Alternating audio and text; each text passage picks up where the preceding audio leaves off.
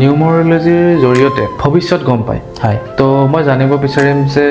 অসমৰ তথা ভাৰতবৰ্ষৰ ভৱিষ্যত কি ৰাজনৈতিক ক্ষেত্ৰত ৰাজনীতিৰ ক্ষেত্ৰত তো আমাৰ অসমৰ কথা যদি মই ক'বলৈ যাওঁ তেনেহ'লে 2031 চনলৈকে এতিয়া যিখন চৰকাৰ আছে হিমন্ত বিশ্ব শৰ্মা নেতৃত্বাধীন চৰকাৰ আছে তো সেইখনেই থাকিব হিমন্ত বিশ্ব শৰ্মা মোৰ যি গণনা আচলতে সেইমতে হিমন্ত বিশ্ব শৰ্মা প্ৰায় আৰু যিকেইটা বছৰ আছে এতিয়া 2025 চন প্ৰায় 6টা বছৰ অসমৰ মুখ্যমন্ত্ৰী হৈ থাকিব তাৰ পাছত তেওঁ ওপৰলৈ হয়তো প্ৰমোচন হ'ব পাৰে হয়তো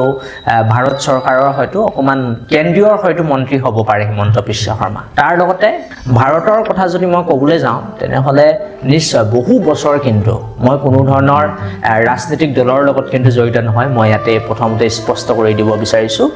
যিটো মই দেখিছোঁ আচলতে সেইটোহে কৈছোঁ কোনো ধৰণৰ আচলতে সমালোচনা এইটো বিষয়ৰ ওপৰত হ'ব নালাগে বিশেষকৈ ভাৰত চৰকাৰৰ এতিয়া যিখন চৰকাৰ চলি আছে সেই চৰকাৰখনেই আচলতে অৰ্থাৎ বিজেপি চৰকাৰখনেই আহিবলগীয়া টাইমত প্ৰায় 20-25টা বছৰৰ বাবে কিন্তু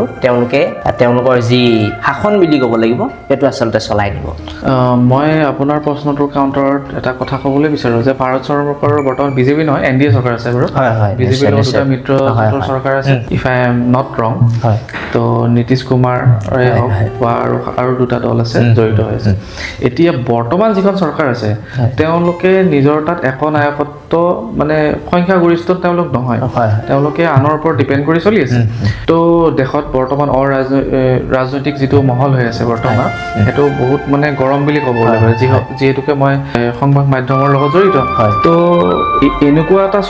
এখন চৰকাৰ হৈছে য'ত নেকি তেওঁলোকৰ নিৰ্দিষ্ট সংখ্যা নাই আৰু কোন মুহূৰ্তত তেওঁলোকে চেঞ্জ হৈ যায় অন্য দলত গুচি গ'লে UPAৰো চৰকাৰ হৈ যাব পাৰে এনেকুৱা এটা পৰিৱেশত আপুনি এইটো মন্তব্য দিলে তো এইটো আপুনি সংখ্যা তত্ত্বৰ ওপৰত দিছে যে সংখ্যা তত্ত্বৰ ওপৰত দিছে নে নিউমৰোলজি হয় নিশ্চয় আৰু মই এটা কথা ক'বলৈ আচলতে পাহৰি গৈছোঁ আমাৰ বৰ্তমান সময়ৰ যিগৰাকী ভাৰতৰ প্ৰধানমন্ত্ৰী আছে তেখেত নৰেন্দ্ৰ মোদী তেখেত আচলতে বেছি দিন আৰু আমাৰ ভাৰতৰ আচলতে প্ৰধানমন্ত্ৰী হৈ নাথাকে তেখেতৰ হয়তো 2026 আৰু 27 চনৰ আচলতে আৰম্ভণিতে হয়তো তেখেতে নিজে অৱসৰ ঘোষণা কৰিব পাৰে ৰাজনীতি বা পলিটিক্সৰ পৰা আচ্ছা এইটো এটা বহুত ডাঙৰ এটা কিন্তু সমালোচনা আচলতে হ'ব নালাগে মই যিটো দেখিছোঁ আচলতে সেইটোৱে কৈছোঁ